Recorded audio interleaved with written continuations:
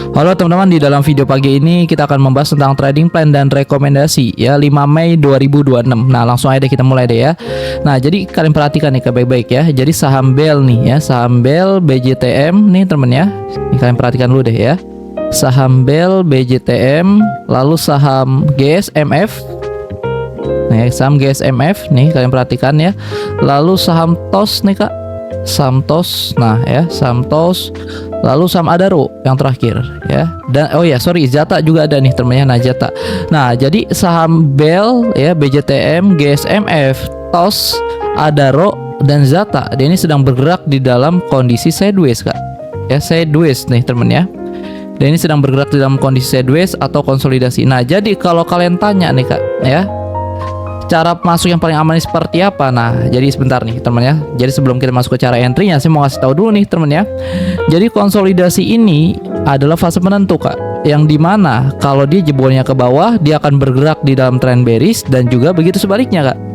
Kalau dia jebolnya ke atas, dia akan bergerak di dalam tren bullish teman ya. Jebol ke bawah bearish, jebol ke atas bullish. Nah, permasalahan di sini apa? Lu nggak tahu kalau lu pemula ya, jebolnya ke bawah atau jebolnya ke atas ya, kalian nggak tahu temen ya. Nah, jadi kalau kalian tanya cara masuk yang paling aman seperti apa ya, kalian harus tunggu nih Kak, pattern seperti ini terbentuk. Ini cara yang paling aman. Karena apa? Karena jika sudah terbentuk pattern seperti ini Kak, artinya strukturnya sudah mulai jelas nih, pergerakan harga sudah mulai jelas nih, dan dapat dipastikan arahnya akan bergerak bullish atau naik apabila dia sudah terbentuk pattern seperti ini.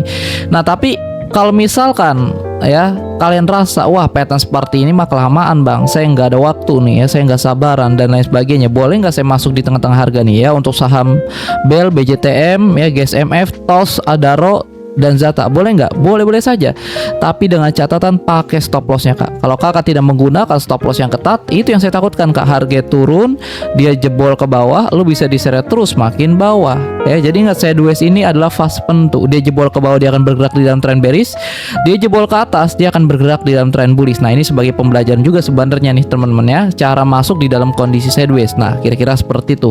Oke, kita lanjut lagi untuk saham TINS nih teman ya. Nah, jadi untuk saham TINS ini kalau kita perhatikan nih kayak di time frame besarnya nih teman, di time frame besarnya nih ada pattern loh teman ya. Nah, ini pattern apa nih? Nah, ini ada pattern yang namanya ascending broadening waist. Nah, dia ini memberikan dampak penurunan. Turunnya sampai mana? Sampai area sini nih teman ya. Kenapa sampai sini ya? Ini target berdasarkan patternnya Kak ya. Kalau kita belajar chart pattern, kalau kalian belajar chart pattern seharusnya kalian tahu.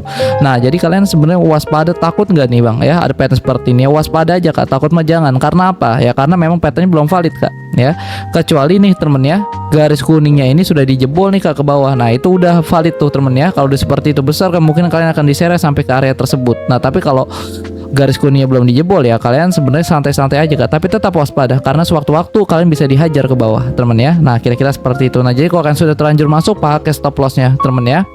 Kalau kalian baru ada rencana mau masuk, nah jangan dulu deh ya, kita wait and see dulu deh. Oke, kita lanjut lagi untuk saham JPFA.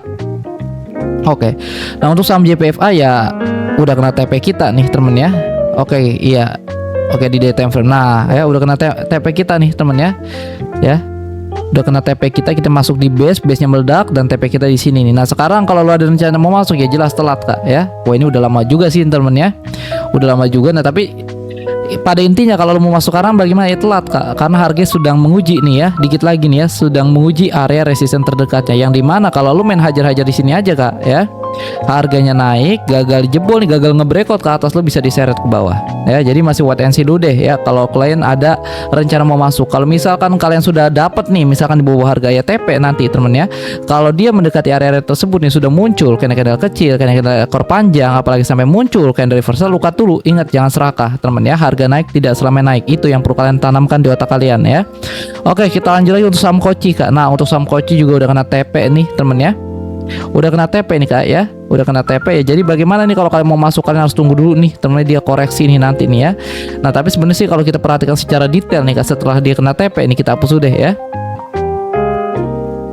Bentuknya nih kayak sideways loh temen ya, setelah dia kena TP bentuknya kayak sideways nih Kak ya. Nah ya, Jadi ini sekarang sudah mulai berubah nih, saham Koci ini sedang bergerak di dalam fase akumulasi atau di dalam trend sideways. Nah, jadi cara masuknya bagaimana ya? Seperti saham tadi teman ya, yang di awal-awal. Kalau lu mau mencari aman ya lu tunggu pattern seperti ini terbentuk ya, dia jebol ke atas lu nggak ambil teman ya.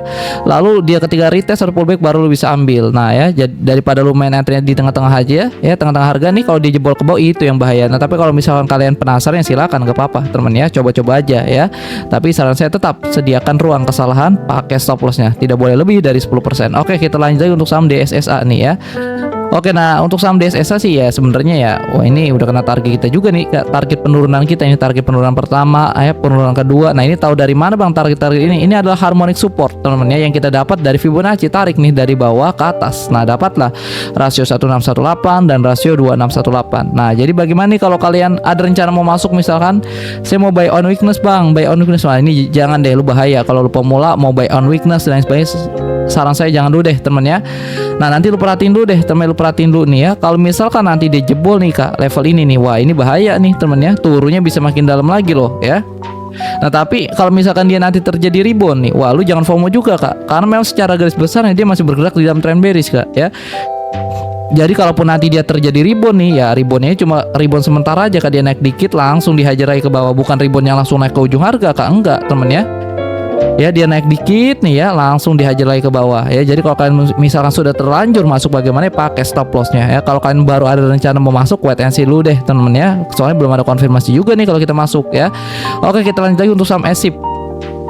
Nah untuk saham SIP juga ya, saya sudah TP nih teman ya. Di mana nih? Di garis merah ini nih. Ya kalau lu belum TP, TP lah teman ya, jangan serakah, ingat teman ya. Nah jadi kalau misalkan tadi nanya nambah muatan bagaimana, kalau saya nih teman ya mau masuk lagi di saham SIP bagaimana ya, saya tunggu dia koreksi kak ya.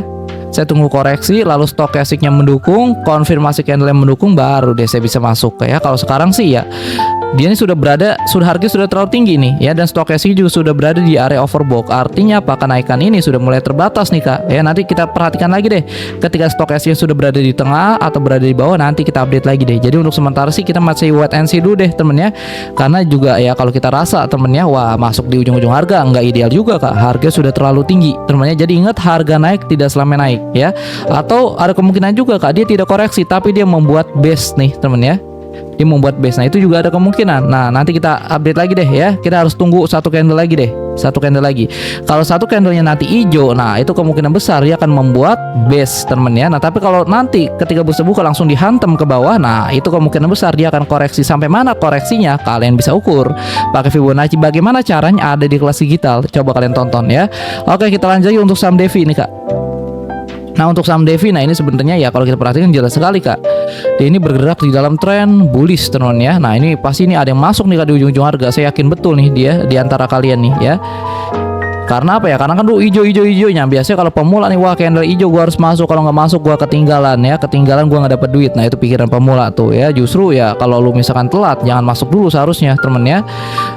Ya tunggu dia koreksi. Nah sekarang kan sudah mulai koreksi nih kak. Nah tapi lu perhatikan dulu deh temen ya. Karena apa? Karena kalau nanti dia jebol nih ke area supportnya, nah turunnya bisa makin dalam loh temen ya. Turunnya bisa makin dalam ya. Jadi bagaimana nanti kalian perhatikan dulu deh ya. Nanti kalian ada perhatikan dulu nih bagaimana nih candle selanjutnya, dia jebol atau dia terjadi rebound. Nah nanti perhatikan dulu deh temen ya, karena kita juga butuh konfirmasi nih satu candle lagi ya. Oke, kita lanjut lagi untuk saham Innov kak. Untuk saham Innov juga sesuai dengan planning kita nih, namanya dia naik langsung jatuh lagi nih. Kenapa saya bilang kok bisa naik sampai sini langsung jatuh? Karena di sini ada resistance kuatnya. Yang seperti saya bilang di awal-awal, harga naik tidak selamanya naik. Biasanya kalau pemula nih, wah harga naik ini kan sebelum candle merah ini naik kak tinggi ya. Untuk saham Innov nih pasti ada yang masuk nih di sini nih, saya yakin betul ya. Nah yang masuk di sini siapa nih? Orang-orang bingung kak ya, pemula yang bingung ya. Dia bingung nih mau masuknya gimana ya. Wah ada candle hijau, saya hajar aja deh. Nah itu pikirannya kalau pemula teman ya. Justru kalau harga naik tinggi seperti itu bukan waktu yang paling baik. Justru itu adalah level yang paling berbahaya ya. Jadi bagaimana kalau kalian mau masuk di saham Innov ya, kalian harus tunggu dulu nih ke harga masuk ke dalam area demand zone. Nah ini demand zone nih kak, base ini bisa kita sebut sebagai area demand zone. Nah kalau lo nggak tahu, coba lo tonton di video kelima ya di kelas digitalnya. Demand zone ini apa? Area yang terdapat banyak pembeli yang siap membeli barang. Jadi pembeli ini ngumpul di sini kak ya. Nah tapi nanti juga bukan berarti dia masuk ke dalam area tersebut kak, kakak langsung main hajar-hajar aja temen ya. Tidak ya, kalian butuh konfirmasi entah itu stokastiknya bagaimana, lalu reaksi harganya bagaimana, itu perlu kalian perhatikan baik-baik. Nah ya kira-kira seperti itu temennya, yang memang di dalam kondisi seperti ini juga temen ya. Saham-saham juga ya kondisinya memang rata-rata seperti ini semua, turun ya. Nah, jadi kalau misalkan kalian pemula nih, saran saya sih off dulu deh teman ya, berhenti dulu deh tradingnya deh ya. Kita tunggu dulu deh sampai benar-benar keadaannya kembali stabil. Karena apa? Karena nantinya nih Kak, banyak hal-hal yang tidak terduga ya teman ya. Nah, tapi kalau misalkan kalian tetap kekeh nih mau masuk nih di dalam kondisi yang seperti ini, boleh nggak? Boleh-boleh saja, tapi dengan catatan pakai stop loss yang ketat teman-teman ya. Nah, itu deh ya. Oke teman ya, mungkin untuk rekomendasi dan trading plan hari ini ya cukup sampai di sini aja nih teman-teman. Mungkin besok kita lanjut lagi trading plan selanjutnya. Nah, jadi saran saya terakhir, kalian harus lebih berhati-hati dan lebih waspada teman ya, karena kondisinya sedang kacau balau nih. Oke, saya Rido Shihab pamit undur diri. Assalamualaikum warahmatullahi wabarakatuh.